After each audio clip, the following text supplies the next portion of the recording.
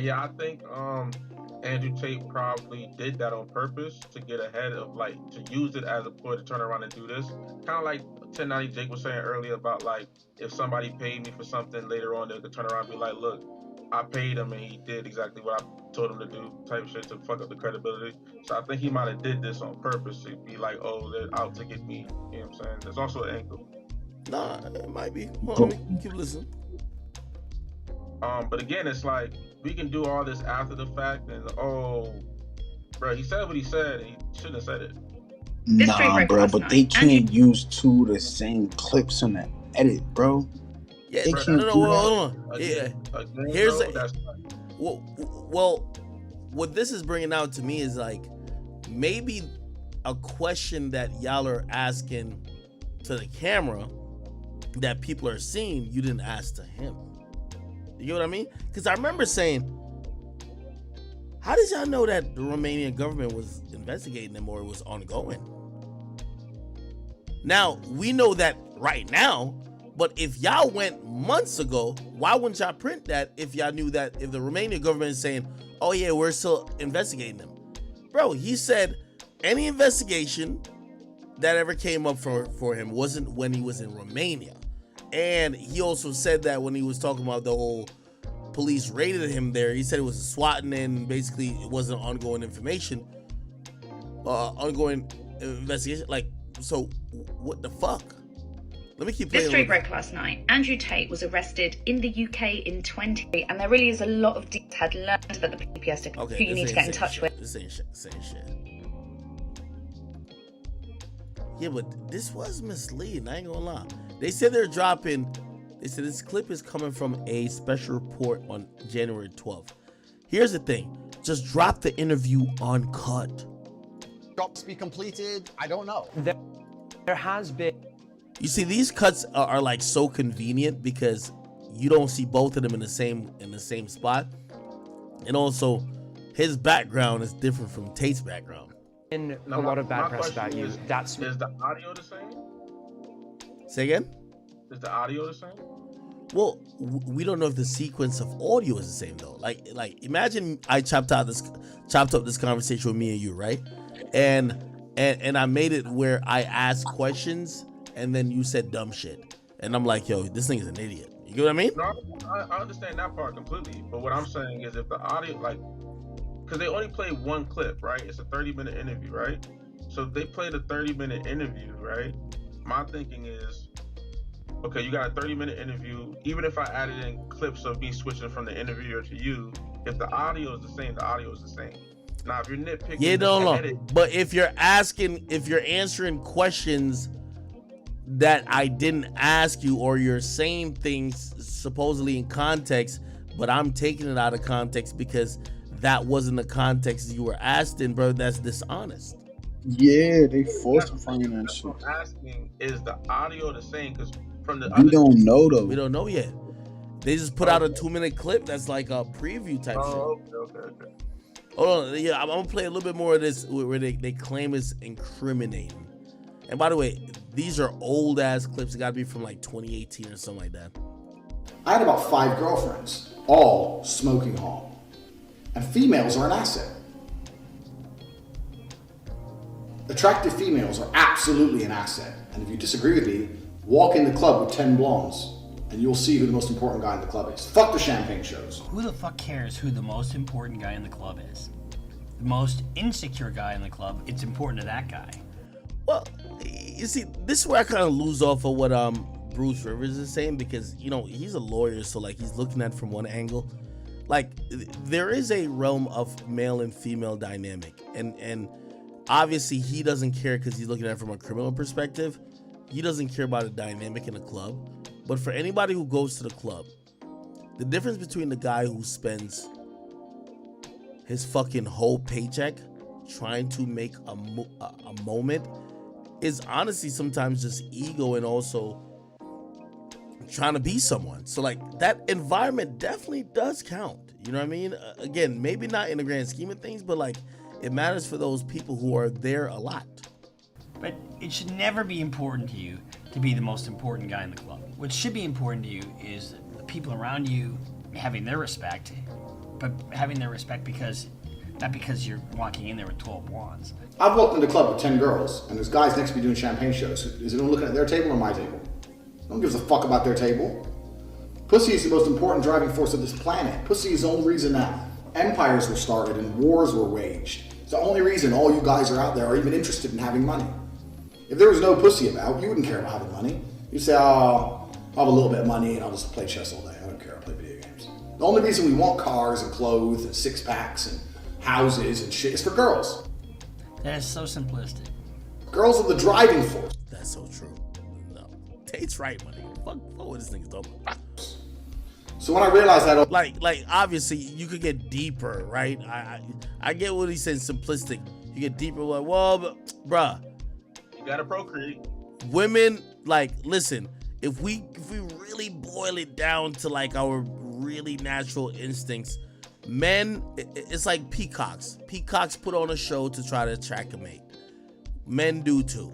Hey, look at my car, look at my six pack, look at this, look at my house. You try to do what you can, like, you know what I mean? It is what it is.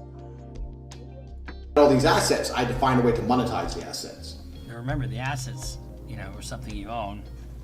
He's got 5 women that he believes are his assets. Now he's gonna make money off them. I knew some street pimps. I've known them for a long time. Straight street pimping is completely... In fact, no, it's not a completely different game. The psychological aspect is the same. So, I'm not taking things out of context. He's saying the psychological aspect of what he's going to be doing is the exact same psychological aspect of a street pimp, and that is control. Of what we're going to do. The skill I'm going to... I ain't gonna lie. This is where it starts getting a little bit dicey, bro. I ain't gonna hold you. teach you is exactly the same. I could easily translate mine to a street business, and you could easily street pimp with the things I'm going to teach you. I didn't want no one else fucking my girl. That's the truth. My girls. I want to fuck my girls. I want some other guy fucking my girls. What the fuck's the point in that? So, long story short, blah, blah, blah, blah, blah. Discovered webcam and went from there.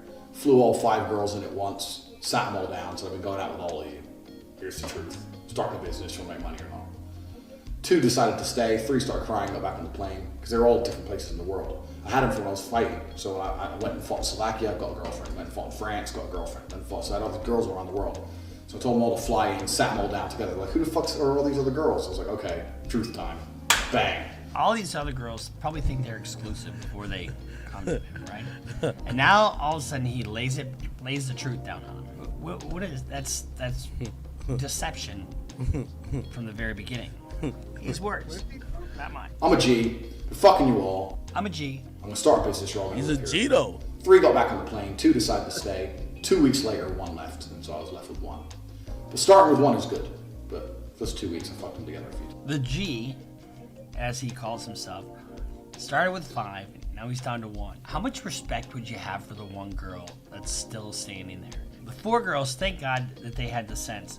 But really, who is the bigger man? Is the bigger man that's the fucking poser who walks into a club with 12 girls?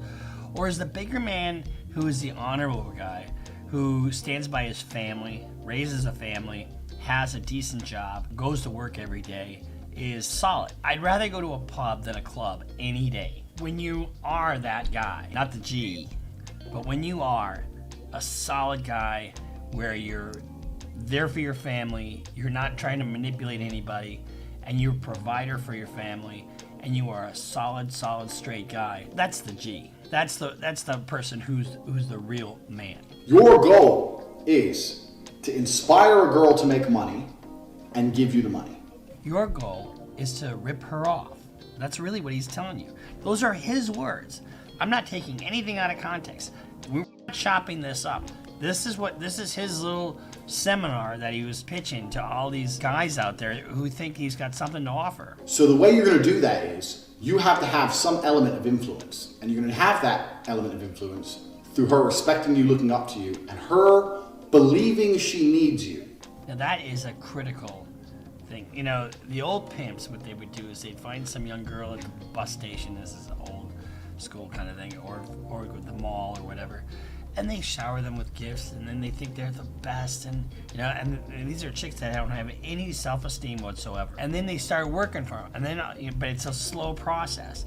But it's a slow process of mind control and physical control. Control with money, control with emotions, and actual physical control. And this is extremely important, because at the beginning she will need you, but then she won't need you. But you have to keep that fallacy, keep that dream alive. Fallacy, that's his word. His word, not taking this out of context. So she'll need you at first, but then she won't. But you have to keep her convinced that she does need you. That's how you control, that's the control part. And it is a fallacy. And what is fallacy? Fraud. She can't do this without you, to ensure that she doesn't do it without you. So this is what screen share is all about. Effectively, this is the way the business works. The girl sits on the camera. And when the girl is on camera, and you would have seen from my promotional video, that was at the height of my webcam empire. The blonde in that video I'm still with now. You'll see from there how we explain that there's people typing or pretending to be the girl 24 hours a day. So it hasn't got to be 24. That part, I suppose, is fine in terms of a business model, but it's fraud. I mean, he's the one typing, and so you think you're getting all excited by something she's saying, and here you're really communicating with Andrew Tate. But that method is very important for 2 reasons. First, let me explain how it works. Listen up, motherfuckers. So the girl is on the webcam. She's sitting here.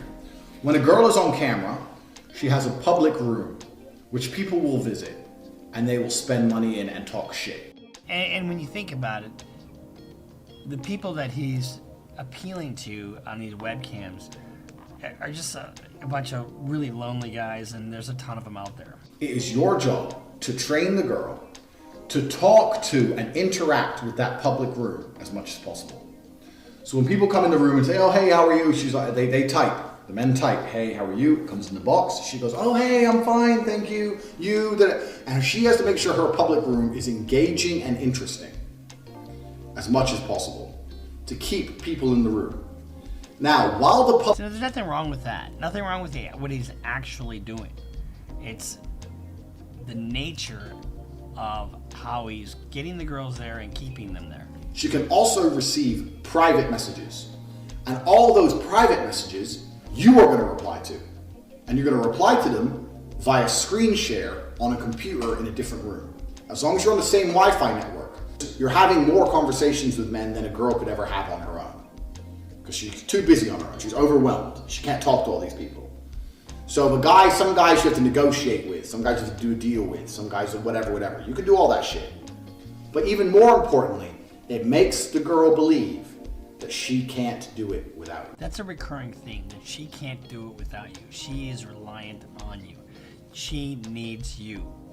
And why is that important? Because if she thinks she can do it on her own, guess what? She does it on her own, and you've lost your profit center. That's what he's talking about. That's why the control is such an important aspect of what he does. In the beginning she can, but there'll become a point she can't. But you being here, it synergizes this teamwork energy. We're gonna do this together. Yeah, you go on the camera, don't worry, I'll talk to the guys, I'm gonna talk to them, we're a team, happy, positive teamwork. There's no negative energy in this business. You have to be positive. So by you typing for the girl, you maximize your money, and also she believes she needs you, which is extremely important. Later on down the line, I got to the point where I'd hired typers. So I didn't have to type.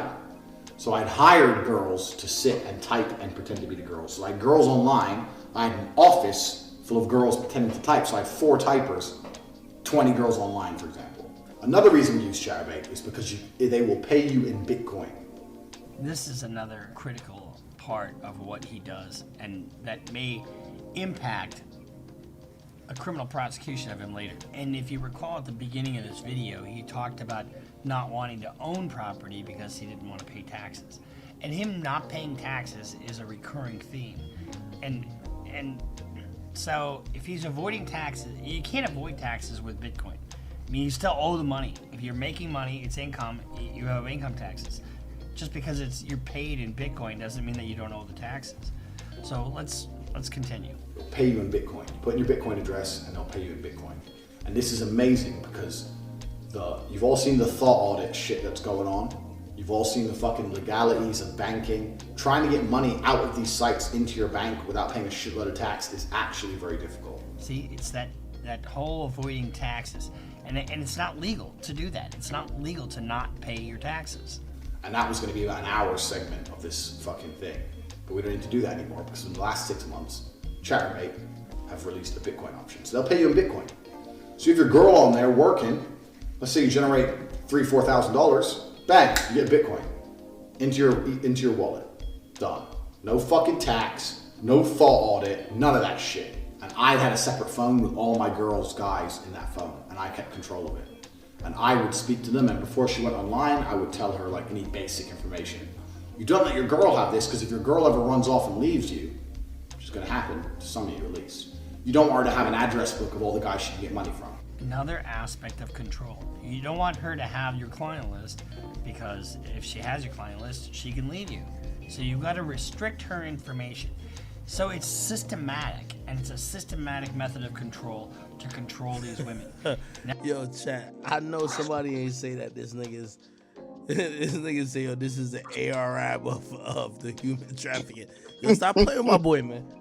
I'm gonna tell y'all right now, man. Stop playing with my boy Andrew Tate, man. Y'all niggas ain't gonna talk about him like that. I'm gonna keep it a bean with y'all. Stop playing with him, man. He ain't no motherfucking ARAB or no human trafficking, bro. Y'all really tweaking right now, bro. Y'all really tweaking right now, bro. Y'all really tweaking right now, acting like my boy. Like, stop it, bro. I got a question. Yo, Mo, I see you on YouTube. Stop. This ain't funny, bro. Yo, backspace. Listen, man. Yo, backspace that thought of yours. There's nothing funny about this, bro. My man he's definitely not. Yo, do y'all remember what that nigga ARAB did? Yo, you heard what that nigga say, yo. He said, this is the realest rapper right here. He said when he shot a nigga and he killed him, he said, you know the crazy thing is, I seen him do it. I seen him do it. Bro, nah, Tate not doing that, bro. Stop it. Stop it. Is Andrew Tate a victim of rap music? Like, Nah. What you mean? Everything he doing sound like a superhero rapper.